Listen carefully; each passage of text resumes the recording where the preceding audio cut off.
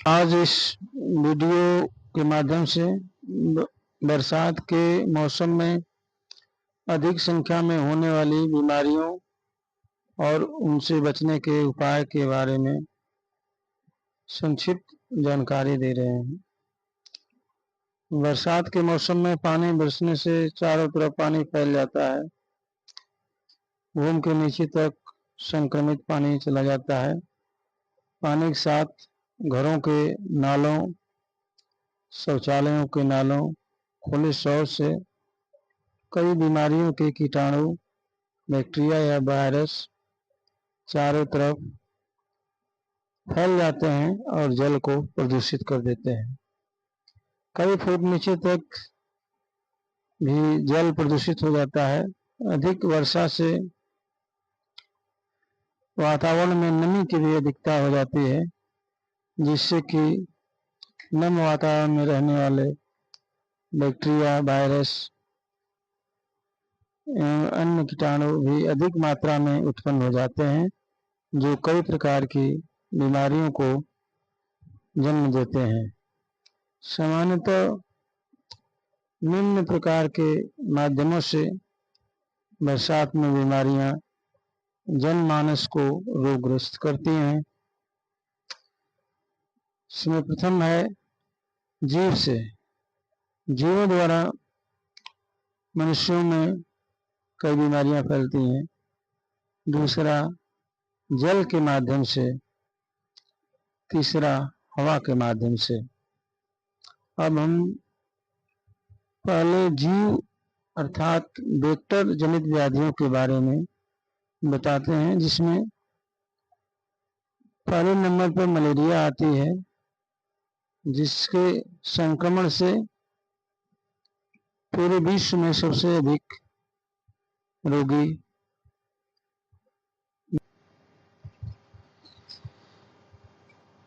Malaria मादा Anopheles मच्छर के मलेरिया से संक्रमित व्यक्ति को काटने से प्लाज्मोडियम परजीवी का संक्रमण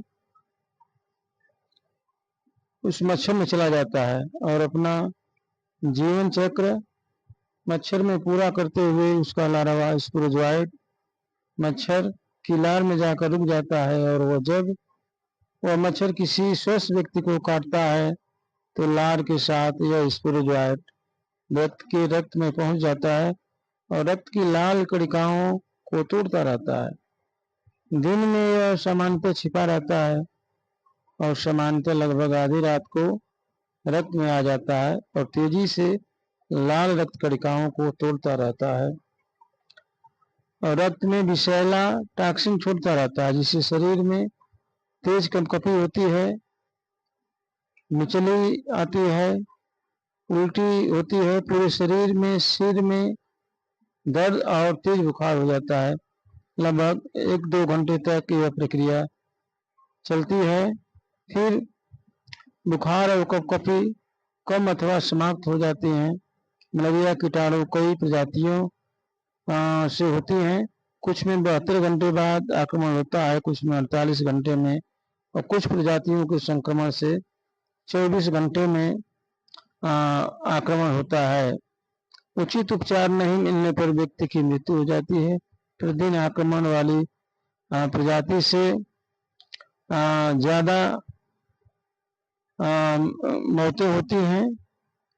अक्सर समय से उपचार नहीं होने पर यह परजीवी रोगी के दिमाग में पहुंच जाता है और वहां सूजन पैदा करता है, जिससे रोगी कोमा में चला जाता है और प्रायः मृत्यु को प्राप्त करता है। मलेरिया के संक्रमण से बचाव के उपाय और उपचार। सर्वप्रथम यदि ये उपरोक्त लक्षण दिखाई देते हैं, महसूस होते हैं, तो रोगी को चिकित्सालय अथवा किसी पढ़े लिखे चिकित्सक के पास जाना चाहिए और उचित उपचार कराना चाहिए। सोते समय मच्छरदानी का प्रयोग अवश्य करना चाहिए। घरों के आसपास जल जमाव नहीं होने दें। घरों की खिड़कियों में जाली लगाएं। कूलर में पानी अधिक समय तक जमा न रहने दें। जल जमाव के स्थान पर मिट्टी का तेल छिड़कने पर मच्छर के अंडे जल में डूबकर मर जाते हैं। मच्छरों को काटने से बचाने के लिए बाजार में कई प्रकार की क्रीम आती हैं, उसका शरीर में लेप करना चाहिए। लेकिन जिस व्यक्ति को इस क्रीम को लगाने से जलन अथवा चकत्ते उभरते हैं, इस क्रीम का प्रयोग उसे नहीं करना चाहिए। शरीर के अधिकांश हिस्सों को संभव हो तो ढक कर रखना चाहिए। मच्छरों को भगाने के लिए, मारने के लिए कुछ अगरबत्तियां भी बाजार में आती हैं, उनमें प्रयोग करना चाहिए। लेकिन अगरबत्ती जलाने के समय खिड़कियों खोल कर रखना चाहिए, जिससे उसका धुआं स्वयं को नुकसान नहीं कर सके। घरों में नीम की पत्तियां जलाकर खिड़की दरवाजे बंद कर देना चाहिए, जिससे मच्छर मर जाते हैं अथवा भाग जाते हैं। आसपास जल जमाव बिल्कुल नहीं रहने देना चाहिए। कुछ पौधे जैसे गेंदा और दावन के पौधों को न रहने के आसपास लगाने से उनकी गंध से भी मच्छर दूर भागते हैं। भारत सरकार या राज्य सरकारों द्वारा मलेरिया उन्मूलन के लिए कई कार्यक्रम चलाया जाता है तथा नगरपालिका या ग्राम पंचायतों द्वारा भी मच्छररोधी धुआं या छिड़काव किया जाता है। प्रतिवर्ष संपूर्ण विश्व में 25 अप्रैल को मलेरिया के प्रति जागरूकता के लिए